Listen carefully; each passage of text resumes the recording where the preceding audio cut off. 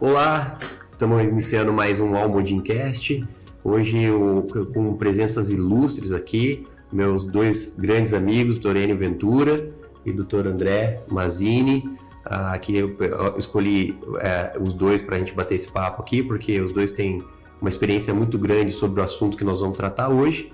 E além disso, experiências diversas, de ambientes diversos, pode trazer muita informação legal para a gente. Né? Então, primeiro, boa tarde aí para vocês. Obrigado, Rafa. E depois quando eu for encerrar, eu sempre gosto de encerrar com alguma palavra, e depois eu trago alguns detalhes sobre os dois, curiosidades sobre os dois, beleza? Beleza, então a gente decidiu fazer esse bate-papo aqui para a gente conversar sobre um assunto que é muito comum, causa muita dor nas pessoas, que é o cálculo urinário, né? A famosa pedra do rim e esse tipo de coisa, né? Então eu queria que, aproveitando assim, para a gente bater um papo inicialmente, pensar assim, todo mundo, que é uma pergunta que eu sempre recebo no consultório, da onde que vêm as pedras? Da onde que vem? Por que as pessoas formam pedras? Né? Da onde que vem essa história aí? Quer começar, André? Beleza, então obrigado, Rafa, pela oportunidade aí, estar discutindo com dois colegas aí com muita experiência, que eu já aprendi muito e continuo aprendendo a cada dia. Então, com relação à pergunta, né, da onde vêm as pedras? Os cálculos, eles são formados, obviamente, dentro do rim, e existe uma predisposição. Esses pacientes, eles podem ter uma predisposição genética, ter o que a gente chama de uma urina litogênica, com excesso de cristais, que podem vir a desenvolver as pedrinhas. Além da questão genética, tem também questões ambientais, alimentares, que também vão ajudar esse indivíduo a formar os cálculos renais. Então, de modo geral, tem a questão genética e questões aí dietéticas e ambientais. Eu sempre divido isso, não sei se vocês gostam do jeito que eu explico para os pacientes, que eu gosto de falar que são 4 fatores assim, que a gente pode ter. Né? Exatamente o que o André falou. Um deles, o genético, né? Esses fatores que a gente nem sabe exatamente quais são os fatores causadores daquilo. Né? Então, que geralmente assim, o meu pai teve, minha mãe teve, né? Então, esse é um dos fatores. O segundo, que é distúrbios do metabolismo, né? Então, geralmente ele ou joga muito algumas substâncias ou falta alguma substância protetora, né? Então, inclusive isso às vezes a gente acaba utilizando nos tratamentos. A terceira coisa, e essas duas coisas, a primeira a gente não tem o que fazer, a segunda a gente já tem o que fazer, né? A gente tem como trabalhar em cima disso. Depois são os erros alimentares, né? Hoje a gente come muito errado, então para a formação de cálculo, depois queria que vocês comentassem um pouquinho a questão da alimentação. E por último, a questão do formato e da posição do rim. Né? Também, dependendo como o rim, uma curiosidade é assim, o rim, quando a gente está lá na barriga da nossa mãe, ainda ele está lá na pelve, ele está lá embaixo. E conforme a gente vai desenvolvendo e crescendo, ele vai tendo uma ascensão, ele vai subindo dentro ali da nossa barriga até ocupar a posição que ele tem lá em cima.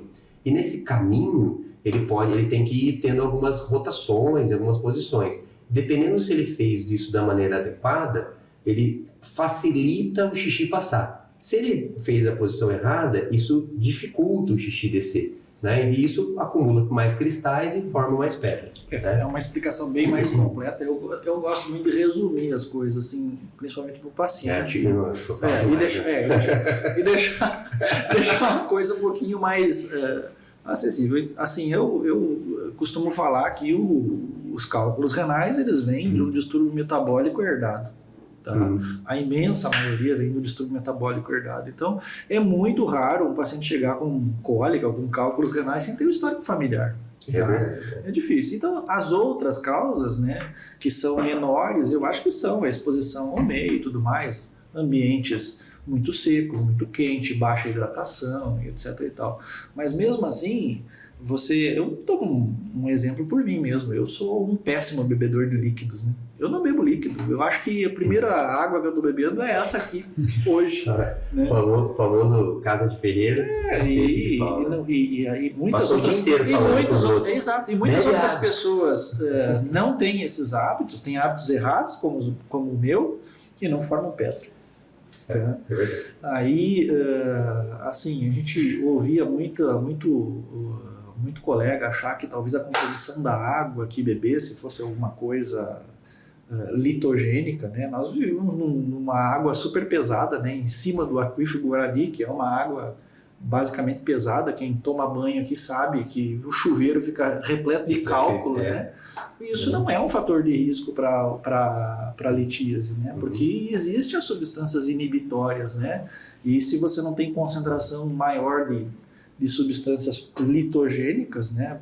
Que provavelmente é um distúrbio metabólico que herdou, não vai formar pedra. Ou seja, substâncias que causam e substâncias que protegem. Exato. Né? Então seria esse equilíbrio, esse desequilíbrio entre substâncias. Exato, esse desequilíbrio, né? E é claro que existe aí uma porcentagem de talvez uns 10%, um pouquinho mais de cálculos aí, que a gente inclui os cálculos de ácido úrico, que aí pode estar relacionado à obesidade, pode estar relacionado a doenças metabólicas como diabetes, pode estar relacionado a alimentação inadequada. Distúrbio do ácido úrico, né? Distúrbios do ácido úrico. Próximo do ácido úrico mesmo. E aí você tem uma condição que não foi herdada propriamente dita, e sim adquirida, né? Então, eu acho que com isso aí você abrange praticamente a totalidade dos cálculos, né? 1% de cistina, 5% de estruvita, mais relacionado às mulheres, né? Então, que são geralmente relacionados a infecções urinárias, né? Então, eu acho que não há muito o que fazer, né, em relação a uma cura definitiva da doença calculosa, né? Mas há sempre uma pesquisa metabólica que pode ser realizada e eventualmente minimizado a formação de cálculos com tratamentos, né? Essa pesquisa metabólica é interessante, né? Vocês fazem para todo mundo? Eu faço para todo mundo que teve complicação cirúrgica. Tá. Ou seja, não chegou lá, fez uma pedrinha, não, necessariamente. Agora precisou fazer uma litripsia, tentou... A gente vai falar um pouquinho mais tarde sobre os tratamentos, né? Tem talvez um caso de alguma situação de paciente que eu não faça tratamento metabólico, um paciente lá com 60 anos e o primeiro episódio da vida com cálculo. Aí eu não vou fazer mesmo, tá? Mas aquelas pessoas que têm múltiplos cálculos e que têm já procedimentos realizados, né? Eu acho que é uma obrigação fazer, né? Eu sigo dessa mesma linha, e eu também gosto muito de fazer aquela análise metabólica, principalmente para indivíduos mais jovens, principalmente adolescente, que já desenvolveu cálculos renais. Perfeito. E quando a gente tem a pedra em mãos, né, é interessante, isso é até uma informação boa para o paciente, não dar descarga, né, não eliminar o cálculo. Se ele tiver condições de resgatar essa pedra e mandar a pedra para análise, eu acho que a gente consegue uma análise metabólica muito mais fidedigna. Obviamente, quando a gente não tem o cálculo em si, a análise metabólica da urina, por exame de urina de 24 horas, dosagem de algumas substâncias no sangue, são interessantes também para a gente tentar avaliar que tipo de cristal ele tem em excesso nessa urina, para tentar descobrir de forma indireta o tipo de cálculo que ele está formando.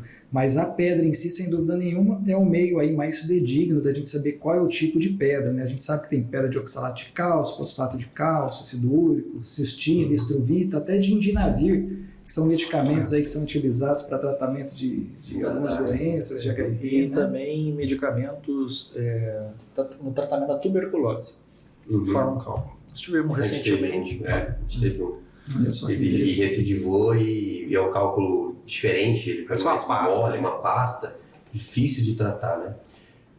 Essa questão do perfil, que quando a gente fala, ele é mais ou menos um estudo que a gente tenta fazer de exames do sangue e da urina. E isso que o André falou é um complemento que é a parte da análise do cálculo. Então, a somatória dessas três análises, a gente consegue saber se está alguma coisa sendo eliminada demais ou faltando. Então, a gente consegue... algumas vezes, né, sendo que a maioria aí das formações, é isso que o Enio falou, a gente não sabe exatamente onde está o ponto de erro que está fazendo formar pedra, né? Então é mais ou menos isso, tá? É interessante que vocês veem, para a gente analisar, que tem grupos, né? Tem grupos de pessoas que a gente precisa ficar um pouquinho mais de olho, né? O André lembrou agora, né, o paciente que faz uso de antirretrovirais, né? Alguns deles podem ter isso. Tem um grupo também interessante que eu tenho ficado bastante de olho, pelo aumento do número de casos que os pacientes pós-bariátrica, Ah, sim. né? Com certeza. Também. Os pós-bariátricos Então- realmente vão desenvolver muitos cálculos. né? Doenças Pós-bariátrica. inflamatórias intestinais. Então, que são doenças problemas de absorção, né? Sim. Então, por exemplo, o paciente que tem algumas doenças intestinais, eles perdem muito, eles foliam muito, perdem muito líquido, né? Isso concentra, e esse cristal tem que acabar em algum lugar, né? Então, às vezes é lá no rim que ele vai depositar. Normalmente você pede o que de análise metabólica? Eu peço cálcio sérico e urinário, PTH, né, o paratormônio, ácido úrico, também sérico e urinário, oxalato, citrato, aí o citrato urinário, magnésio, o que eu tô lembrando, esqueci algum? Acho que é isso. Eu acho que é isso, urina Acho de que é isso, 24 né? horas, cálcio, eu peço ácido úrico na urina, que é interessante, né? Fazer a glicosúria. Nos pacientes que têm alguma perda de função renal, ou que tem alguma história de hipertensão, diabetes, alguma coisa assim, de vez em quando eu peço microalbuminúria. Mas não necessariamente para o cálculo, mas para avaliação de lesão renal, né? Geralmente é isso que eu peço, sabe? E deixa eu perguntar, quando a gente está lá, o paciente, o que é o que o paciente sente quando tem pedra no rim? Olha, então assim, a síndrome da cólica renal, né, a famosa cólica renal que é comparada à dor do parto, No homem é mais, né? e no homem com certeza não é mais. No homem é mais, né? Mais que o parto. Então, É muito mais que o parto, né? acredito que aquele paciente que chega no consultório vomitando de dor, né, com aquela dor que inicia nas costas, migra para frente, pode chegar a doer nos testículos no homem, na vagina na mulher, é aquele caso bem característico. Porém, é importante lembrar também que você pode ter pacientes que têm uma sensibilidade menor, uma alteração de inervação, e eu já vi pacientes que perderam o rim e nunca tiveram uma cólica renal. Então, obviamente, você pode ter aquela síndrome característica, mas você pode ter também sinais mais discretos. Esses pacientes aqui a gente acaba tendo que tomar um pouco mais de cuidado para não comer bola, né? Não deixar passar aí uma doença que pode ser grave, uma ureterolitise, até uma perda de função renal. É uma coisa que é sempre legal, assim, que é um recado que pedra no rim, né? No rim, lá dentro, você pode perder a função do rim e nunca ter sentido nenhuma coceguinha nas costas, né? Ou nenhum tipo de dor, né? Na verdade, a clássica dor renal é a obstrução aguda, né? E às vezes uma obstrução crônica pode ser assintomática e o paciente perder função renal.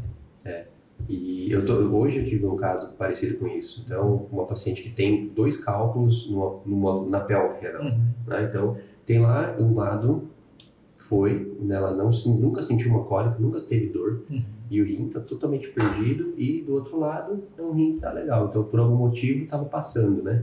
Então, a cólica de rim é quando a urina o rim continua filtrando, ele não tem para onde jogar essa urina fica presa e causa uma dilatação do rim. E a dilatação do rim tem como se fosse uma capinha que o rim tem, que é chamada cápsula renal. Na hora que ele distende, isso causa uma dor, né? Então isso leva a dor e leva uma dor aguda. E é isso que a gente estava comentando. Então, muitas pessoas têm pedras no rim. Por exemplo, nesse momento aqui, se a gente não fez ultrassom, a gente não sabe se um de nós tem uma pedra, e pode ter, né? Então a maioria das vezes ser assintomática. E em algumas delas a gente precisa tratar, e outras delas a gente não precisa tratar. Outra coisa assim que eu gosto bastante de deixar, principalmente no consultório, deixar muito claro, é isso que foi citado, né, de você perder a função renal sem saber. Então, assim, isso a gente via muito naqueles pacientes que não têm assistência de convênio nenhum, né, ou tem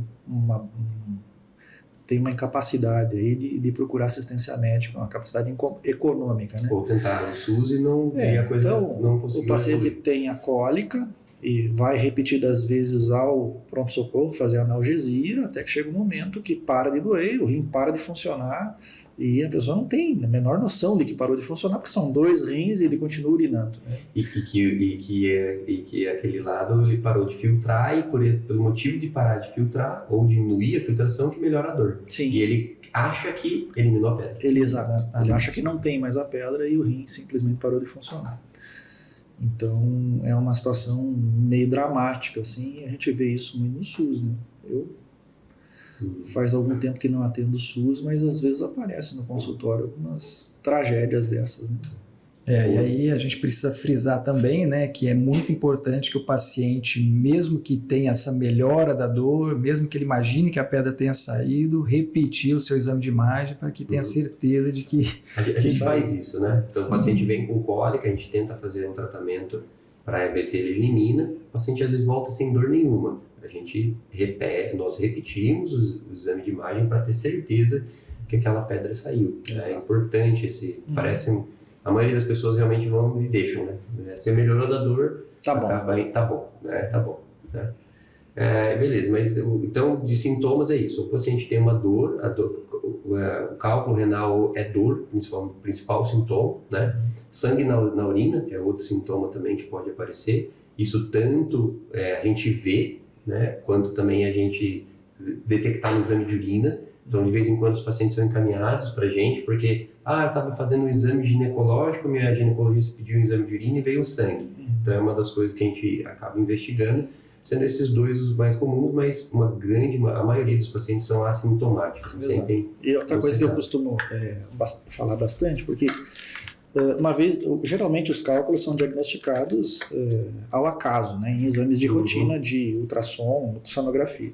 Né? Ultrassom de abdômen, né? Exato. E aí o paciente com os cálculos renais, ele tenta achar justificativa para alguma lombalgia de origem musculoesquelética, alguma dor que tinha, e na verdade esses cálculos são de fato assintomáticos, né?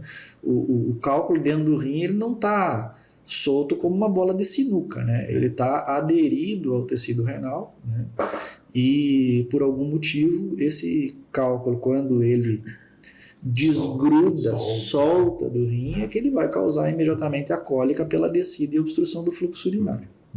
Nem toda dor lombar é do rim. Né? Nem todo, né? Pode ser, mas nem toda dor lombar. A gente associa as características, a posição da pedra, esse tipo de coisa para descobrir, né? Inclusive tem uma estatística muito interessante, né, que 15% da população em algum momento da vida vai desenvolver um cálculo renal, e desses 15% que vão desenvolver o cálculo renal, apenas 4% vão ter cólica em algum momento da vida, que é quando ocorre esse deslocamento realmente da pedrinha, causando obstrução, a distensão da cápsula renal, né, esticando ali a cápsula, e aí ocasionando a famosa cólica. E esse paciente chegou para a gente, ou tem um histórico familiar, ou tem um histórico pessoal, ou esse tipo de coisa. Normalmente, para começar a investigação, o que vocês fazem? Um paciente que nunca teve cólica, nunca apresentou nenhum sintoma. Ou tem histórico, está sem dor agora, melhor. Então não está no pronto-socorro, né? Ele está no nosso consultório. Ultrassom de abdômen. Eu acho assim, se é um paciente jovem que nunca teve cólica renal, nunca teve nenhuma causa de dor, eu vou ver primeiro por que ele está ali no consultório. De repente o paciente procurou por algum outro motivo, e eu não vou me preocupar nesse momento em fazer um exame de imagem. Agora, se é um paciente que já tem uma certa idade, acima dos seus 40 anos, mesmo que ele não venha com histórico de cálculo renal, eu costumo pedir de rotina, porque além dos cálculos, a gente tem outras doenças aí que podem acometer os rins, né? Principalmente os incidentalomas, que são aqueles nódulos que são achados ali de forma incidental, e às vezes a gente se depara com alguma surpresa desagradável. Agora, aquele indivíduo que já teve uma cólica renal, que já tem histórico, esse paciente eu costumo pedir uma ultrassonografia anual para acompanhar tamanho de pedra, desenvolvimento, ultrassonografia. Eu concordo, a gente começa com ultrassom, baseado no resultado do ultrassom, a gente decide qual que vai ser o próximo passo. E o que o André falou é importantíssimo, né? Porque a chance de você detectar outras doenças, né, é muito grande. Então, um exame de imagem é muito desagradável você ver um paciente seu com um diagnóstico de um câncer renal feito por outro colega e não você, né? Porque não fez um exame de imagem, né? E lembrando que o ultrassom é um exame que você pode fazer 5.000 no dia, que não tem perigo, né? Não. Ele é baseado no som inócuo, então ele não tem perigo. Então, é um exame muito seguro, né? Então, os equipamentos hoje do ultrassom estão impressionantes, né? De qualidade, de imagem, tudo. Né? Teve uma determinada época aí, você lembra que eu tive não sei quantos tumores renais incidentais que a gente fez. Sim, uma semana foi 4. Tinha um por mês. Acho que cara. até eu lembro disso. Eu tava no hospital, alguém falou, nossa, mais uma parcial do doutorado. É a 7ª parcial do doutorado. Foi uma fase. Agora deu uma baixada de bola. A pandemia melhorou os tumores renais. Exatamente. Então, acho que é bem isso. Então, a gente começa com ultrassom, né?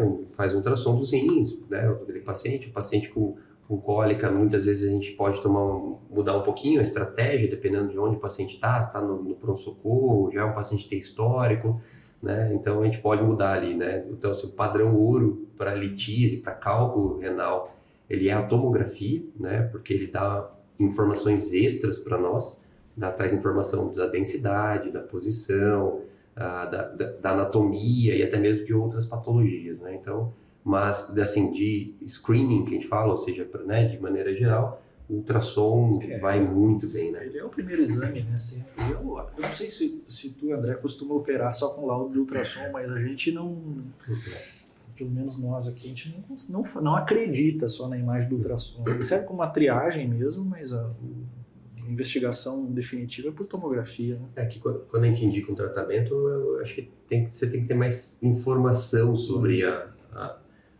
por exemplo, o ultrassom ele não me fala sobre a densidade do cálculo. Então, na hora que eu vou decidir um tratamento, né, ou seja, eu vou ter mais facilidade, vou ter mais dificuldade, né, o que eu vou fazer, né? Então, eu concordo. Acho que a ultrassonografia é exame de triagem, né, diagnosticou um problema, você quer programar um procedimento mais invasivo, aí a medicina ela dispõe, né, de recursos que são mais detalhados, obviamente tem uma carga de radiação na tomografia, mas feita de forma correta, com boas indicações, não vai prejudicar o paciente e vai te trazer muita informação aí que pode ser importante aí no momento de você fazer um procedimento cirúrgico. Eu concordo com isso.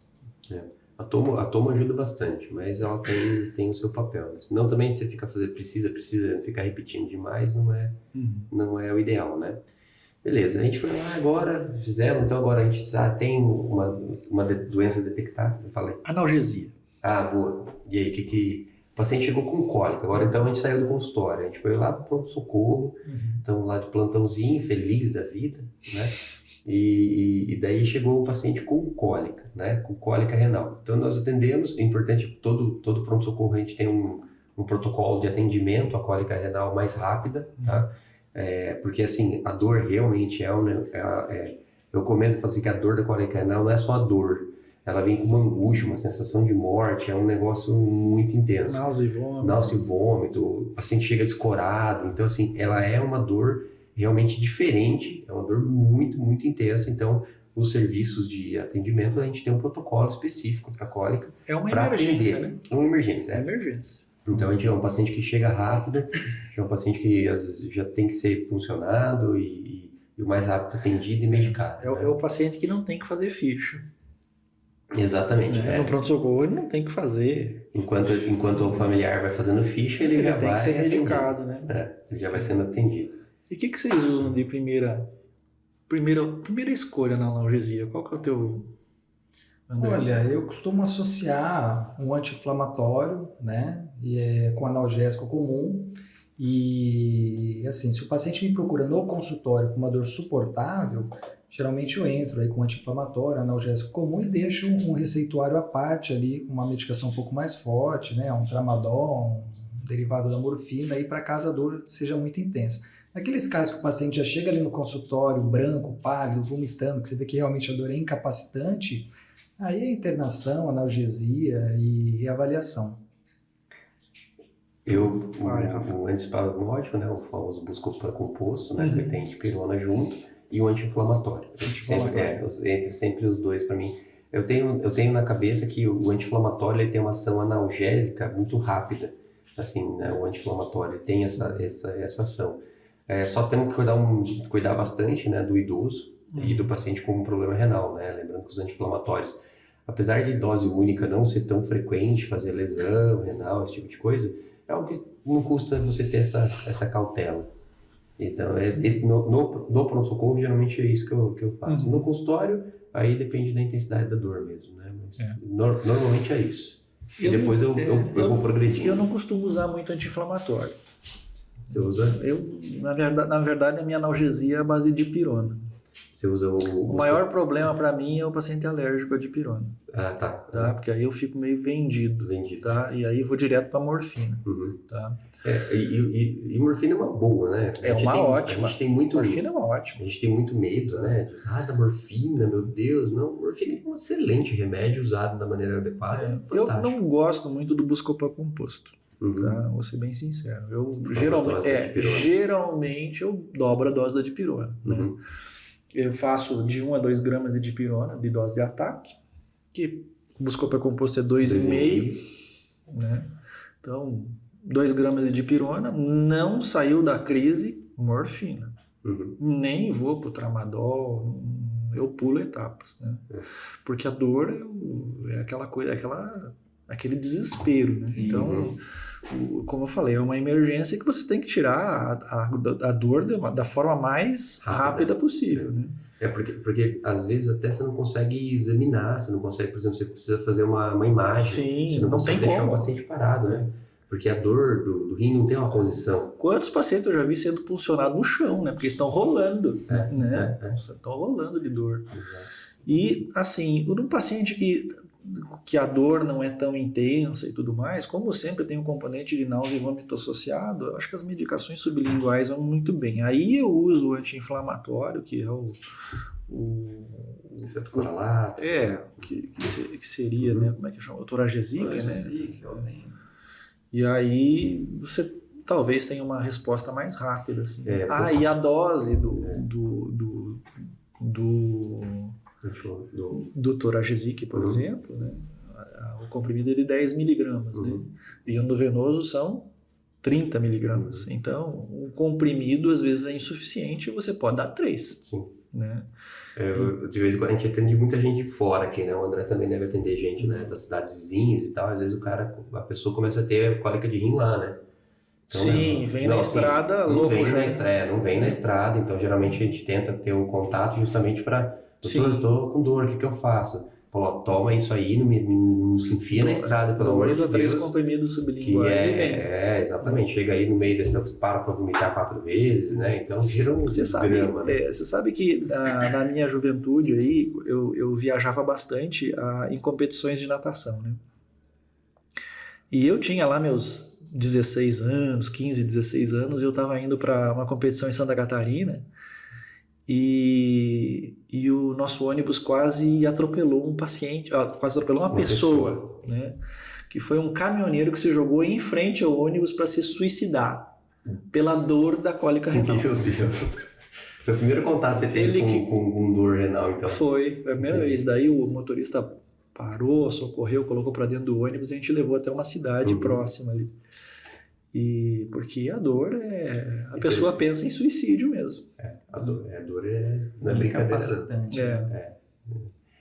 Beleza, então agora a gente tem o diagnóstico, a gente tem, né, as várias clínicas, né, várias maneiras do paciente, e aí depois a gente chega nesse ponto, a gente vai começar o tratamento, né, a gente vai ter que optar por alguma coisa. Toda pedra do rim tem que fazer um tratamento, né? Toda pedra. Tem uma pedra lá de 1 milímetro, tratar, né? Vamos tratar. Mesmo que seja expectante, né? Você pode não operar esse paciente, mas se ele tiver com cólica, você tem que no mínimo esperar aqui. O organismo absorve. Boa. Uma pergunta, né? Então, porque eu tenho uma pedra no rim, ele vai sumir? Não. Você vai... De repente, ácido úrico. Ácido úrico vai bem. Existem tratamentos, né? Existem alguns tipos de pedra que a gente consegue tratar, consegue diminuir. O fato é aquele paciente que muda o estilo de vida, né? Começa a beber bastante líquido, começa a comer menos sal, não exagerar na carne. O que acontece é que alguns poucos casos, né, de cálculo, como o ácido úrico, por exemplo, né, tem uma pedra às vezes grande, uma pedra de 1 centímetro, né? E ele só hidratou, né, mudou o pH da urina pela hidratação, a pedra desapareceu, foi o remédio milagroso da vizinha, né? Exato. E aí ele serve para exato. Ele serve para aí aquele remédio serve para todo o universo de cálculos, que não é a verdade. Vocês contraindicam, então antes da gente entrar, vocês contraindicam os chás? Não. Os famosos chás. Os chás eu não contraindico, mas a Coca-Cola com abacaxi, eu sou obrigado a contraindicar, porque eu não sei se vai quebrar a pedra, mas que vai furar o estômago, com certeza vai. Vai melhorar. Por que melhora o rim? Porque dá úlcera estomacal e daí a dor interna para gastro e... E é impressionante como o paranaense tem essa cultura de usar Coca-Cola com abacaxi. Verdade, isso é uma coisa que eu nunca ouvi em São Paulo. O André veio de São Paulo, lá não tem. Nunca ouvi. Lá tem outras crenças. Tem lá no... Você lembra não sei. Não lembra, né? E faz tanto tempo que eu vim embora que eu não sei. Não sabe. Mas o que você faz com os chás? Porque assim, tem chá de tudo, né? Eu não desestimulo porque é uma maneira de hiperidratação. É isso que eu falo. Né? E aí a gente fica na dúvida, principalmente o cálculo em migração, né? Porque se você aumenta a hidratação, piora a dor, né? E se você diminui a hidratação, talvez você piore a taxa de eliminação espontânea. Então é uma coisa meio complicada. Eu não contraindico, eu não entro no mérito do chá disso, chá daquilo. Eu só recomendo que não utilize nenhuma coisa experimental, e sim alguma coisa que já seja mais tradicional, para não ter nenhuma intoxicação que tu não saiba tratar, alguma coisa desse tipo. O que eu tenho medo é isso. Porque assim, quando o paciente chega para mim e fala assim, doutor, eu tô tomando um chá que minha vizinha falou, eu vou usar um nome aqui, mas é só de espinheira santa. Né? Eu falo, meu Deus, eu nunca vi um pé de espinheira santa, daí eu não sei qual que é a folha, eu não sei qual que é a substância que está lá dentro, então eu sempre me angustio um pouco, né? Então eu sempre falo que é para diluir mais, entendeu? A espinheira santa eu já ouvi falar bastante, eu acho que não vai morrer ninguém, não. Bom saber que a espinheira santa, no caso, eu estou tranquilo, então. Tá? Agora, isso que o Dr. Enio colocou é uma coisa muito interessante que a gente vê muito no pronto-socorro, aquele paciente que chega rolando de dor, ele é atendido no pronto-socorro com cólica e o médico do pronto-socorro explica para ele, o senhor deve tomar muita água, porque você vai eliminar sua pedra. E o coitado, não sei se elimina a pedra, mas com certeza vai morrer de dor, porque a partir do momento que ele aumenta a sua ingestão de líquido, ele vai produzir mais urina, vai aumentar a pressão e realmente a dor vai piorar muito. Então eu costumo orientar os meus pacientes que mantenham a mesma hidratação como fazia antes, né? Inclusive, a não ser que seja muito ruim, né? Aí você pede para aumentar um pouco, né? Esse é um dos mecanismos de ação do anti-inflamatório, né? Reduzir a taxa de filtração e reduzir a cólica pela diminuição do volume urinário. Pois é. E essa hiperidratação aí pode piorar muito a dor, né? Assim, eu acho que o paciente ele tem que exagerar na hidratação quando ele não está com a cólica renal, justamente fazendo um tratamento preventivo, mas não no momento da cólica. Na cólica ele tem que manter uma hidratação normal, tentar manter a urina clara, mas também não exagerar. E ter a dor sob controle.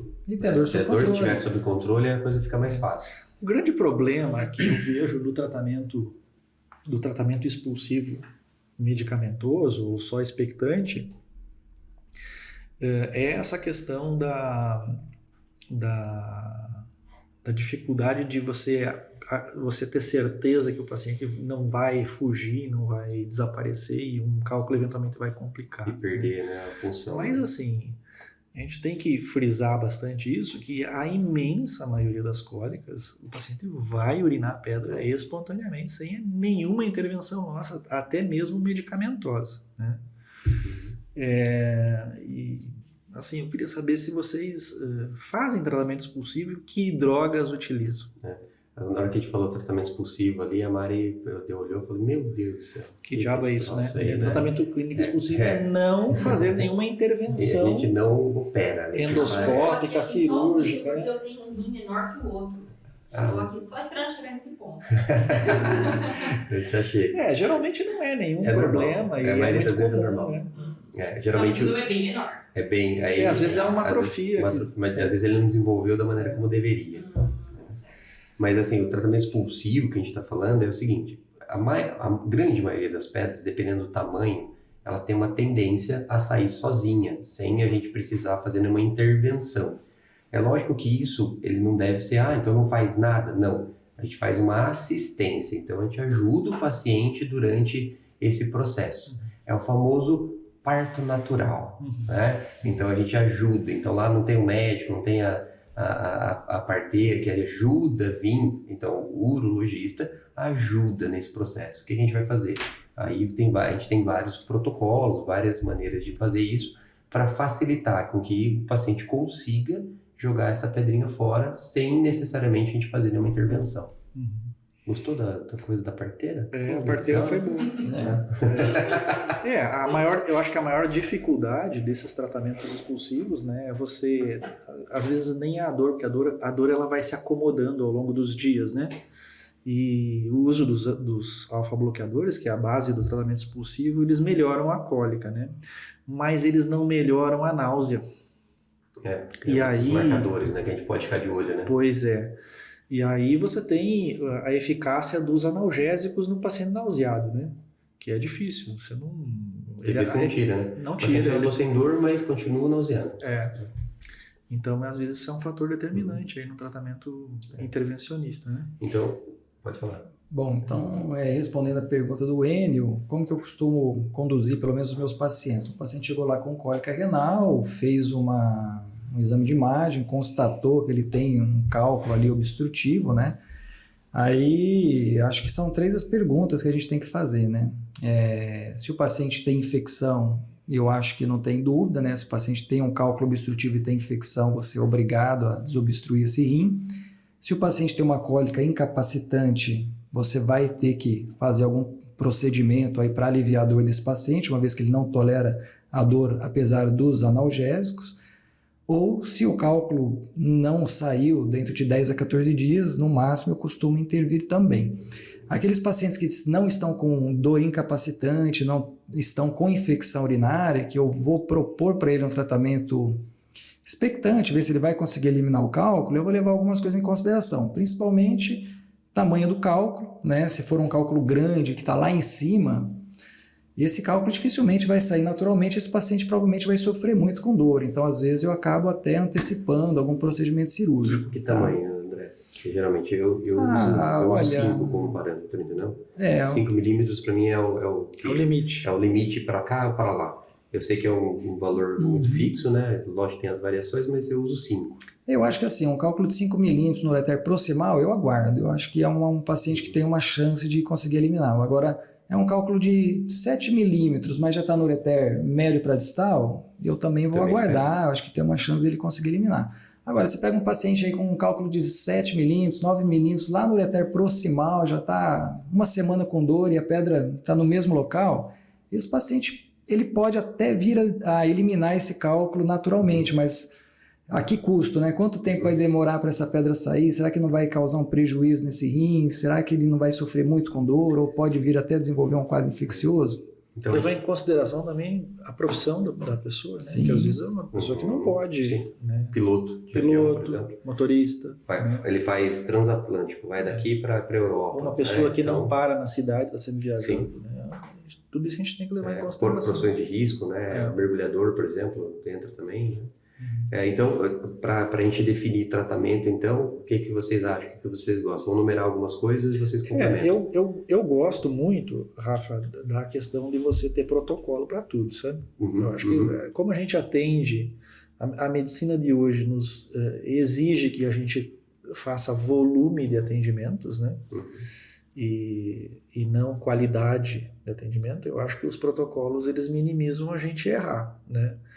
Eu acho que o valor de corte de 5 milímetros é interessante, né? Porque às vezes a gente fala, cálculo de 5, acima de 5 se trata e abaixo de 4 não se trata. Para uma pessoa leiga, 5 e 4 é quase a mesma coisa, né? Mas o que a gente está tratando do cálculo que a gente precisa saber o volume. Um cálculo de 5 milímetros é quase o dobro do volume de um cálculo de 4 milímetros. Isso que a gente está falando é de uma medida, né? Mas o cálculo ele tem 3 medidas, né? É tridimensional. Então, esse é um grande problema que a gente tem, né? Então, essa história... Às vezes até na auditoria a gente não consegue convencer o colega da auditoria por que a gente trata o de 5 e não trata o de 4. Né? Ou por que trata...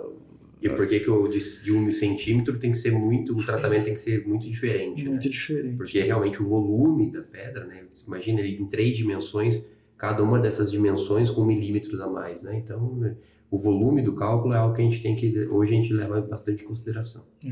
Então, eu acho que tem que ter esse valor de corte de tamanho, de volume, né?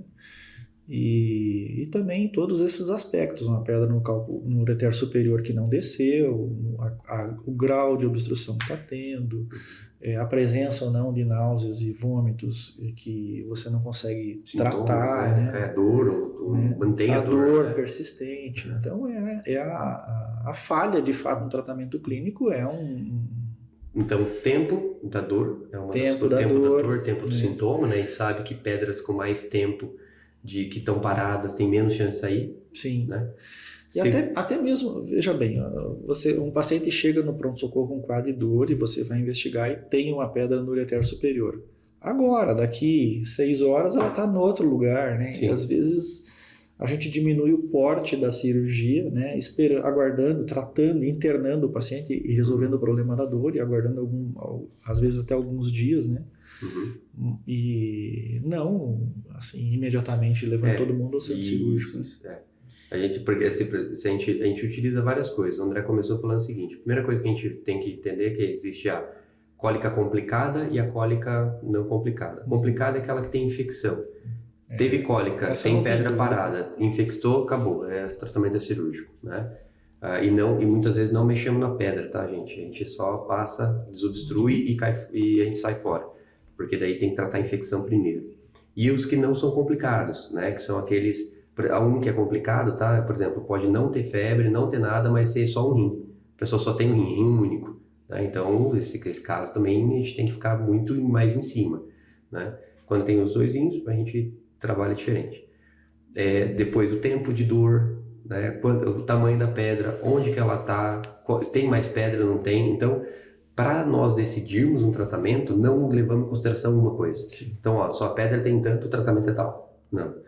Ou você tem aquilo, o tratamento é esse. Não é assim que a gente escolhe, né? Sim. A gente leva muitas coisas, é meio que um quebra-cabeças, né? Que a gente monta para saber qual a melhor opção. E definir a terapêutica a partir disso. E importante também a gente frisar aqui que a gente vai deliberar com esse paciente, a gente vai ver o desejo dele também, né? Sim. Às vezes você não vai impor um tratamento para o paciente, você vai expor tudo isso que a gente está falando, as possibilidades dessa pedra sair, não sair, as complicações que pode ter, e junto com o paciente você vai decidir aquilo que é melhor para ele. Normalmente a gente apresenta E quantas vezes a gente já operou e o paciente chega para você e fala assim, olha, eu preferia a dor que eu tava do que o catéter que eu estou agora.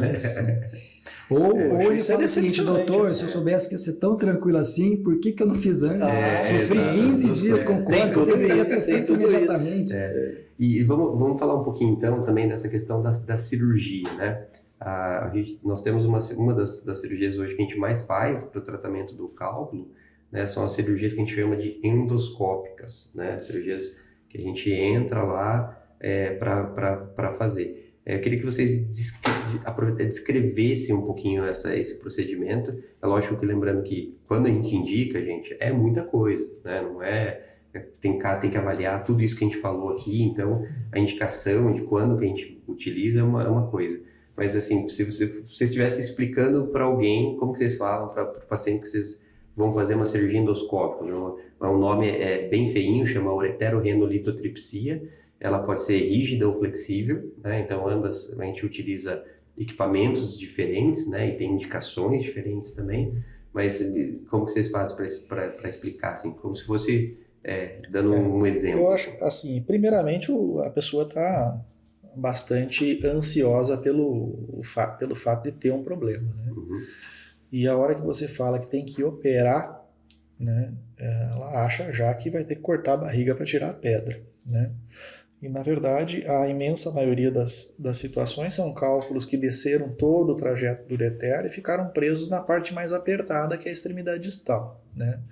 E aí o procedimento mais realizado é a ureterorreno rígida, né? Com equipamento endoscópico rígido, que, apesar de ser rígido, não é um equipamento grosseiro, é um equipamento delicado, né? A gente chama até de semi-rígido, né? Semi-rígido, né? Porque ele tem uma flexibilidade. Ele tem uma certa flexibilidade e o procedimento geralmente é um procedimento rápido, muito fácil de executar, né? E que feito sob anestesia. Feito sob anestesia, anestesia. Às vezes até sob sedação, né? Então é um procedimento muito rápido. Mas é uma manipulação sobre o trato urinário, né? Então ele é feito na situação de indicação precisa mesmo, não em todo paciente com cólica, né? Então, e depois do procedimento, geralmente você tem que deixar uma prótese, né, que chama catéter duplo J, e que eventualmente pode trazer sintomas no pós-operatório muito desagradáveis, né? Então, mas assim, de uma maneira geral, eu sempre tenho uma amostra de catéter duplo J lá, que eu nunca usei, né? E falo, olha, você vai ficar com esse catéter dentro de você, né?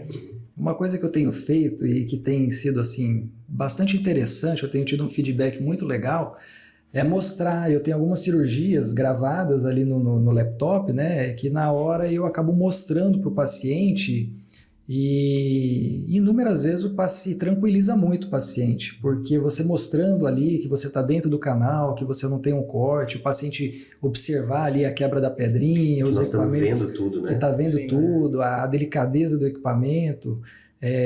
Eu acho que simplifica muito, né? O paciente ele não tem a menor noção, ele está indo para um centro cirúrgico, obviamente muito ansioso, preocupado, achando que pode acontecer alguma coisa mais grave, ter que tirar um rim, ou ter um sangramento extremo. Obviamente que cirurgia tudo pode acontecer, mas é um procedimento relativamente delicado e que não tem maiores complicações, né? Pelo menos na maioria das vezes. Obviamente existem complicações. E o paciente observando aquilo ali no computador tranquiliza muito, né? Eu uso esse recurso também, André, eu uso bastante. Também, sempre mostro o vídeo, né? Sempre. E tem alguns vídeos bem legais, assim. Tem os vídeos nossos, de cirurgias nossas, tem uns esquemas, né? Tem umas montagens que eu acho muito legal também. Eu geralmente pego do YouTube mesmo, sabe? Eu não tenho nada a gravar. Eu também. Aliás, se ficar sem internet no consultório, eu tenho que ir embora. Eu adoro editar vídeo, então eu acabo editando e apresentando. Mas eu acho que é muito mais legal do que eu faço, né? Eu acho que a gente tem preguiça. Eu tenho muita preguiça de editar cirurgia, essas coisas assim. Engraçado, quando eu fazia especialização, na época, assim, a internet era discada, né? E eu fazia muito isso, eu andava sempre com a máquina de fotografia tiracolo e... Quando eu cheguei aqui em Maringá, você fazia muito isso? Você fazia muito, você era o cara da foto, do vídeo, tinha o GoPro conectado na câmera. A gente vai perdendo, vai desanimando. E outros, os vídeos do YouTube estão muito melhores que os seus, né? Aí você fala, aí não vale a covardia, né? Covardia. Eu vou tentar explicar um pouquinho como a gente faz essa cirurgia, então as preocupações que a gente explica, né? Mas a gente faz o seguinte, a gente entra com uma câmera, então um paciente anestesiado, nós entramos com uma câmera, então a gente vai vendo tudo que está acontecendo no canal. Então a gente vai vendo e depois a gente passa um fio que direciona a gente para o lugar correto, né? Depois disso, com esse fio já posicionado, aí a gente vai seguindo esse fio e a gente consegue entrar no canal da urina. Então fica assim, aqui a uretra, a bexiga aqui em cima e depois o ureter que sobe até dentro do rim. Então a gente consegue hoje caminhar de maneira endoscópica, né? Ou seja, por dentro do canal, por dentro desse tubo, andar por todo esse trajeto. Chegando na pedra, aí a gente começa a quebrar ela, né? Então a gente tem alguns métodos. Hoje o que a gente mais usa é o laser, né? Então laser mesmo, então vai lá e quebra a pedra com laser. A gente vai transformando ela em pequenos pedacinhos, ou a gente tem hoje um equipamento de laser que pulveriza a pedra, né? Então chamado iDust, que é o dusting. Eu lembrei de uma história muito engraçada agora, né? Que eu estava na residência ainda, isso na década de 90, né? Então, nós temos aí um delay entre eu e vocês em torno de 10 anos, né? Exatamente 10. Então, provavelmente, vocês fizeram muito pouca cirurgia a céu aberto, né? Muito pouco. Eu fazia toda semana. Toda semana tinha uma lombotomia e...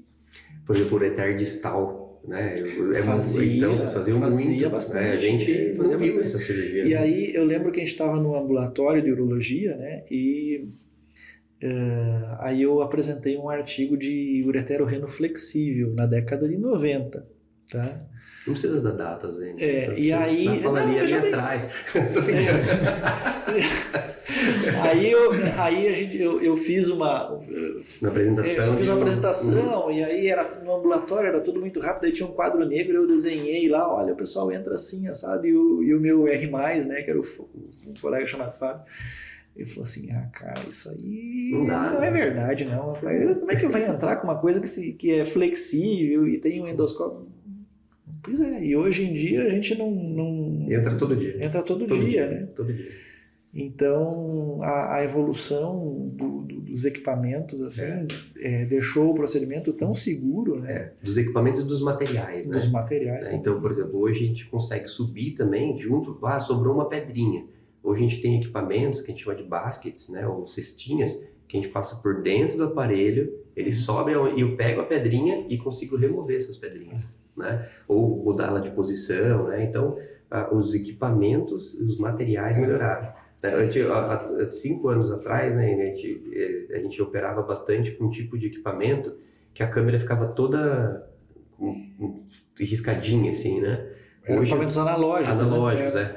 Hoje a gente opera com o digital, que é a imagem da TV de casa. Uma Full HD. É uma Full HD. Full HD. Uma Full HD. É interessantíssimo, né? E a velocidade com que isso acontece é enorme, né? De um ano para o outro, né? A gente deixa de... Por exemplo, hoje a gente não opera mais praticamente com analógico. Sim. Né? O meu equipamento tá lá paradinho. Tá lá. E sabe que eu acabei fazendo urologia por conta de um procedimento desses, né? Não de um flexível, mas de um semi-rígido, né? Numa ureteroscopia semi-rígida que eu passava na residência, né? E a gente passava na urologia 1 mês só, né? E aí, por coincidência, aconteceram alguns procedimentos desse aí, eu fiquei embasbacado, assim, de ver aquela cor. Não, como é que ele está entrando no ureter com um negócio tão fino, assim, e resolvendo o problema, né? Eu não quero mais fazer vascular, não, acho que eu vou fazer esse negócio aí. Parece que vai mudar, e mudou, né? Mudei. Eu acho que a cirurgia endoscópica revolucionou, assim, a uro. Né? Sem dúvida nenhuma, né? Hoje o paciente fica abismado, né? Mas como é que o senhor vai tirar uma pedra de dentro do meu rim sem cortá-lo, né? E realmente a medicina evoluiu de tal maneira que hoje você é capaz de tirar pedras enormes de dentro do rim sem necessidade de e essa última evolução aí das tecnologias laser, né, é uma coisa absurda, né? A velocidade com que você pulveriza uma pedra é uma coisa... Antes a gente levava 2 horas, hoje é 20 minutos, né? Então... nós já tratamos cálculo grande, né? Grande.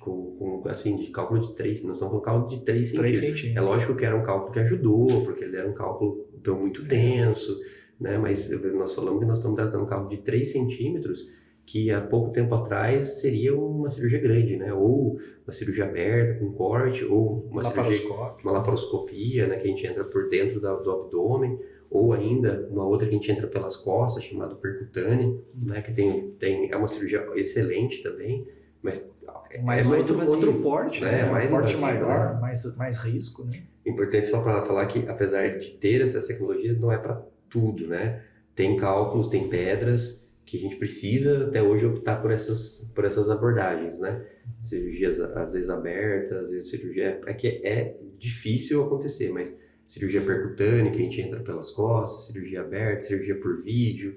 Então, a gente tem que ter ou às vezes a gente pode até resolver sem cirurgias, não?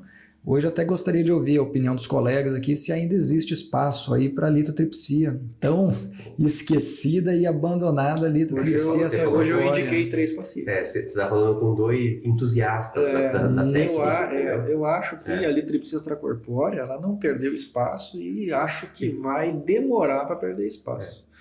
Porque, assim, a gente tem a sorte de ter um equipamento muito bom, de uma qualidade muito boa, apesar de ser um equipamento bem compacto, assim, o equipamento de entrada da marca, vamos dizer assim. Esse equipamento, ele é eficaz.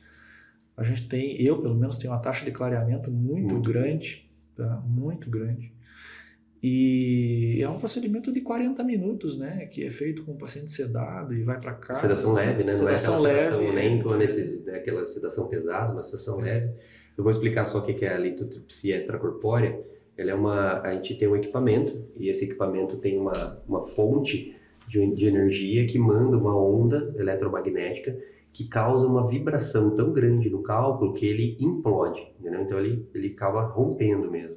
né? Então, e ele é seguro, né? Então ele passa pelas estruturas, pela pele, ali, pelo subcutâneo, tudo, e chega até na pedra, ele causa uma vibração e essa pedra tende a ir quebrando, né? Então, existem vários fatores também, lembrando que, lógico, aqui nossa intenção não é dar uma aula, né?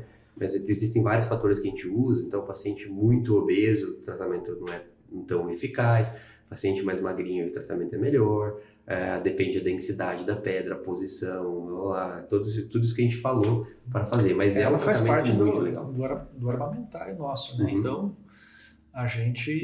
eu pelo menos utilizo muito, André. Não sei se lá vocês têm Eu sou tão entusiasta da litotripsia extracorpórea que eu coloquei no meu consultório.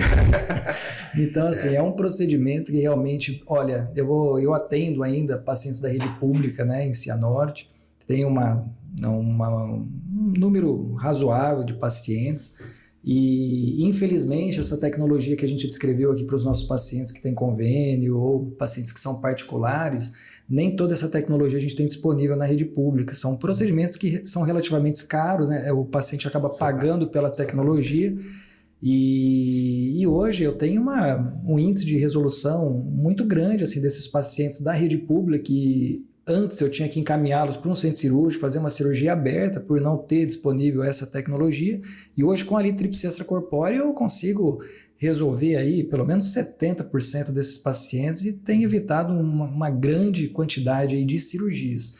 Então eu acho que a litotripsia tem o seu espaço sim, se for bem indicada tem um índice de resolução muito grande, né? E você pode até evitar procedimentos cirúrgicos nesses pacientes. E de todas as abordagens, é a única que o paciente vai embora no mesmo dia, assim, né? Sim. Eu sei que tem gente que opera de manhã e manda embora à tarde, tudo bem, mas, assim, não é um procedimento ambulatorial. A litotripsia extracorpórea é ambulatorial, né? Ela é um procedimento, então vai pro serviço, levanta, come alguma coisinha e vai embora para casa.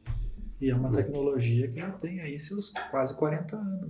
Tem 40 já, né? 85. Lembrando que ela começou com uma banheira, né? Uma banheira. Ela é uma banheira, né? A pessoa entrava, ela emergia dentro da banheira e daí isso emitia uma onda, mas ela não era tão focada quanto é hoje, né? Já tinha um certo foco, mas não é tanto. Focava no rim. Focava no rim. Hoje a gente foca no cálculo. Então a gente tem o ultrassom e o raio-x, então a gente utiliza as duas tecnologias, os dois métodos para localizar muito mais próximo possível, né? A gente está vendo a posição e daí a gente começa a fazer o famoso bombardeamento, que os pacientes gostam de usar esse termo que a gente faz. Então, a gente tem aí o tratamento de esperar, né? Inclusive, tem pacientes que nós esperamos, mas fazemos alguma coisa, né? No sentido de mudança de estilo de vida, alimentação, aumento de água, diminuição de sal, diminuição de carne, esse tipo de coisa. Nós temos as cirurgias endoscópicas, né, sendo que a rígida e a flexível são as duas mais comuns. Nós temos a litotripsia extracorpórea, né, que também é excelente e tem suas indicações.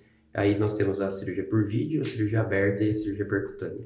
Né, são as opções que nós temos para o tratamento aí das famosas pedras do rim. Acho que tem mais alguma? Não, acho que tu abordou todas. Acho que é essa, né? Acho que é são isso. as que a gente tem, né? Cada uma tem sua indicação, né? Cada um tem a sua preferência. Por exemplo, no nosso grupo aqui, né, nós temos dependendo da cirurgia, a gente geralmente encaminha para quem tem um pouco mais de expertise naquela cirurgia. Tem diferença na mão de quem faz ali, né, do manejo, da velocidade, do traquejo.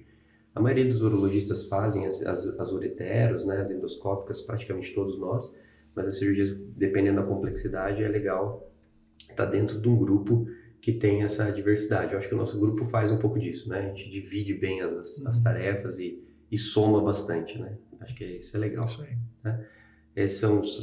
Sabe que a Dornier, eu não sei que marca é a tua litotripsia. É uma Tripter Compact, é uma israelense, não é a Dornier. Nós temos uma Dornier. A Dornier era uma empresa de caças bombardeiros, né? E na verdade, eu não sei se essa história é verdadeira. Mas é a mesma, uma divisão da Dornier. Que é essa história que eles descobriram, na verdade, porque os aviões começaram a ganhar muita velocidade. E depois de uma velocidade, os aviões começavam a ter uma vibração nas asas e começavam a perder umas asinhas, entendeu? Tá. E daí eles foram estudar e eles perceberam que o problema era nos rebites. Aí eles falaram, os rebites não estão aguentando. A primeira coisa que eles fizeram, reforçar os rebites. Colocaram mais aço dentro dos rebites. Mas daí já ficou mais difícil para compactar e perceberam que continuava acontecendo. Independente da dureza do rebite, ele continuava fragmentando. Eles começaram a olhar e eles perceberam que a fragmentação era de dentro do rebite para fora, e não de fora para dentro. E daí eles falaram assim, tem alguma coisa que causa essa vibração, as partículas ali de oxigênio, sei lá que partícula que é exatamente, começa uma vibração e ela expande. E essa expansão acaba causando a explosão, entendeu?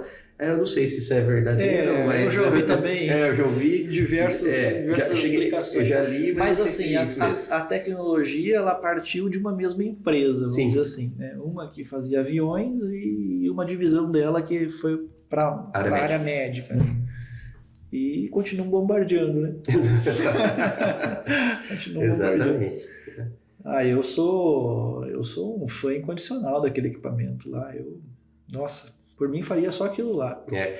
Eu achei legal, eu quis chamar vocês dois para esse bate-papo hoje, porque eu acho que de todos, de vários urologistas que eu tenho com ela, vocês são os dois mais entusiastas dos tratamentos de litíase, assim, né? Eles gostam de estudar, sempre estão atualizados, operam bem pra caramba, né? Então, acho que é verdade, eu não estou mentindo, não. Eu chamo vocês para quando eu preciso operar. Agora, também, é importante eu frisar aqui que o Moacir Rafael foi o meu professor quando eu estava na cirurgia geral, eu lembro até hoje, no DC2, na enfermaria na Santa Casa de São Paulo, eu na cirurgia geral, ele já era da urologia, eu estava prestando prova para urologia, e ele desenhou um rim e me explicou a fisiopatologia da dor e da distensão da cápsula renal, como se fosse hoje. É engraçado essas coisas aí, né? Esse procedimento que eu vi endoscópico também, que me levou para a urologia, foi uma coisa assim... Eu lembro até onde é que eu estava sentado dentro da sala, vendo a cirurgia, agora, né? E aí eu entrei e os meninos que estavam operando, os residentes da urologia, eram o Sérgio e o Ronaldo Maia. E eu fiquei, cara, mas que negócio legal isso aí, né? Que coisa fantástica, não é possível que consegue fazer isso. E aí eu lembro que o Ronaldo acabou a cirurgia e falou assim, Ventura, inscrição para urologia acaba daqui 40 minutos. E eu saí do centro cirúrgico e fui me inscrever para a prova da urologia, cara. Legal. Naquele momento ali eu decidi... E eu quase fui para vascular também. Quando eu entrei na residência, eu estava certo que ia para vascular. E no final não, né? Eu acho que logo no início. Depois dessa conversa nossa, você eu acho que você convenceu. Na verdade, mesmo que não for verdade, fica uma história bonita, Massa.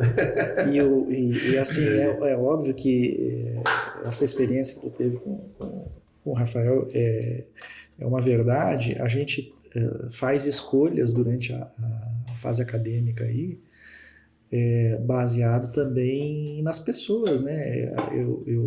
Os professores que eu tive dentro da urologia foram as pessoas mais sensacionais que eu conheci na vida, né? E os residentes também, eles tinham, parece que a especialidade só chama os bacanas, né? Então, e aí você se entusiasma, né? Porque tem pessoas que combinam com você, no jeito de ser e tudo mais. O Enio fez residência aqui em Londrina, né? Na UEL. Então, o pessoal aqui que no Brasil, eles são revolucionários, cara. Então, nós moramos numa cidade pequena, né? Assim, a gente mora em Maringá, o André de Cianorte, a Londrina, mas sempre meio na vanguarda, né? Por exemplo, se a gente vai falar de transplante de rim no Brasil, Londrina tem que estar Eles são os pioneiros. São pioneiros, né? Então você vê que é legal, a gente consegue fazer uma excelente medicina em qualquer lugar que a gente estiver, né? E esse mesmo aspecto a gente tinha na nossa residência também. A gente fez na Santa Casa de São Paulo. E assim, os maiores orgulhos que eu tenho de lá são justamente as pessoas que estavam lá com a gente, sabe? Os residentes, os chefes, que a gente mantém um contato até hoje, o pessoal assim, nota mil, esse clima meio mais leve, né? Na Uro tinha um clima muito leve, né? Se trabalhava muito, mas se trabalhava feliz. Sim, se trabalhava demais. A gente não se incomodava. Mas foi uma das épocas mais felizes da minha vida, assim. Por exemplo, na Santa Casa de São Paulo, a gente bateu um dos recordes mundiais de captação de rim, cara. A de tanto rim que a gente captava, e mesmo assim, então, daí, né, na época não era fácil, mas hoje a gente olha e fala, putz, que saudade daquela época, que coisa boa, né? Só da captação que o André não, que foi muito, a captação era exagerada, assim, a gente captava demais, né? Então, bom, eu vou indo por encerramento aqui, vou pedir para vocês dois falarem alguma coisa, depois eu encerro aí a coisa. O que vocês acham da Letícia, algum recado e alguma coisa aí que vocês queiram dizer? Rafa, assim, é uma patologia muito frequente, o André já falou também a respeito de um pouco de estatística, né? Eu acho que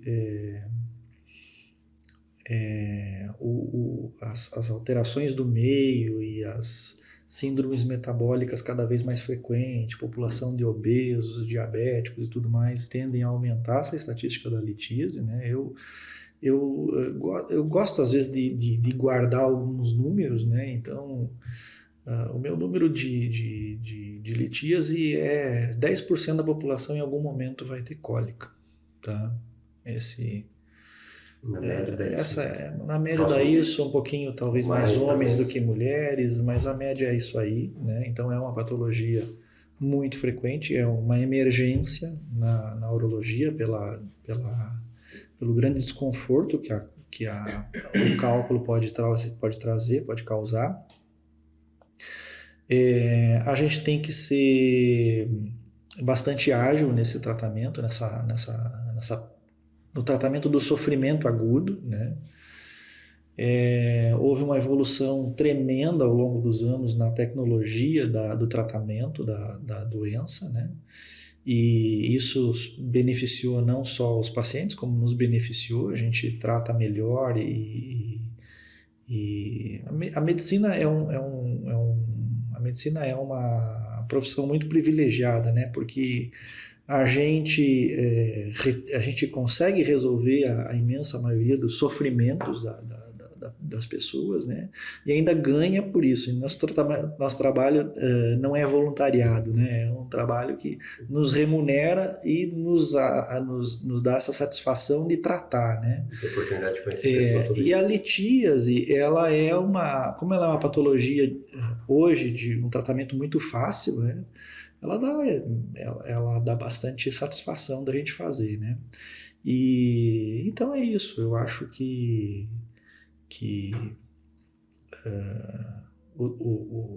a evolução tecnológica aí veio muito ajudar. Talvez tenha sido uma das áreas cirúrgicas com maior velocidade de revolução, né?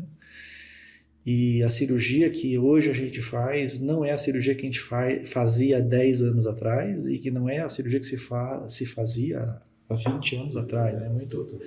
Então, essa atualização que a maioria dos urologistas faz resolve o problema da maioria dos pacientes, né? Não sei, André, não. Eu, assim, gostaria de frisar, né, que o paciente, ele tem que tomar muito cuidado em não subestimar a cólica renal. Procure um especialista, se você realmente está com uma cólica de rim, procure e faça uma investigação, porque realmente essa pedra ela pode estar localizada ainda no seu canal, você pode vir a perder esse rim caso não seja feito um tratamento adequado, né? Faça o seu exame de imagem, tem que repetir para ter certeza de que a pedra saiu. Acho que isso é muito importante que fique claro, né? E assim, com relação a hábitos de vida, né? Aquele paciente que desenvolve cálculos renais, assim como qualquer doença, ter bons hábitos de vida vai prevenir esse tipo de patologia. Obviamente não 100%, porque tem a questão genética, hereditária, mas se você mantiver o seu peso adequado, se você ter uma boa nutrição, não exagerar no sal, né? Tirar aquele saleiro da mesa, ingerir uma grande quantidade de água, manter a sua urina clara, cuidar de certas doenças de base, do tipo ácido úrico, obesidade, você vai sim estar ajudando aí, pelo menos diminuindo a incidência dessa doença. Então, não subestime essa doença. Se você realmente teve uma cólica de rim, procure um especialista, faça uma investigação, exame de imagem, tenha hábitos de vida saudáveis, porque realmente tem uma incidência muito grande, né? É uma doença de grande prevalência na população e pode deixar alguma sequela. Se não tratado, você pode vir a perder função renal, pode ter um prejuízo importante na sua saúde. Isso aí. E mais que isso, só agradecer aí de estar na presença de ilustres urologistas, aí, pessoas que eu admiro muito, e um prazer enorme estar aqui discutindo litíase com vocês. Bom demais, eu que agradeço, na verdade. Eu acho que em relação à litíase, eu acho que vocês já fizeram um encerramento muito bom.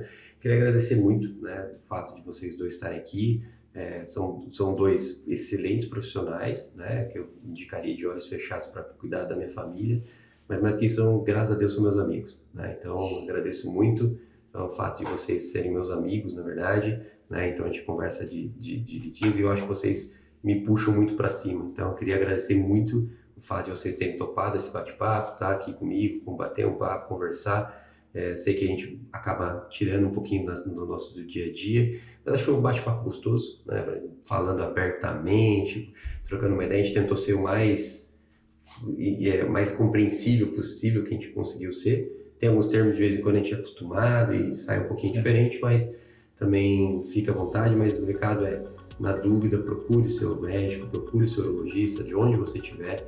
É uma doença que quando a gente chega na hora certa, geralmente o resultado é excelente, tá bom?